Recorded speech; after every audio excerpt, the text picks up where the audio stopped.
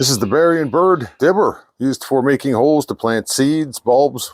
I just got this and I'm actually kind of surprised at the size of it. It's a little bit bigger than I thought it was going to be from the pictures. Just to do a couple measurements for you, then we'll test it out in some different types of soil. About 11.5 inches long. The T-handle part of it is about 4.5 inches.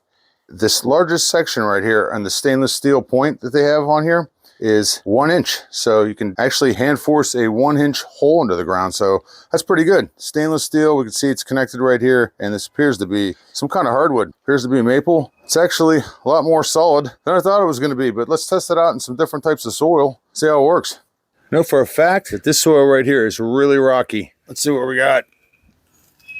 Yeah, just nothing to it. Nice big 1-inch hole there.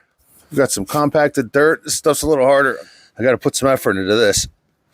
But yeah, it's down in there. Nice hole. There's my aerator hole right there. Soft soil.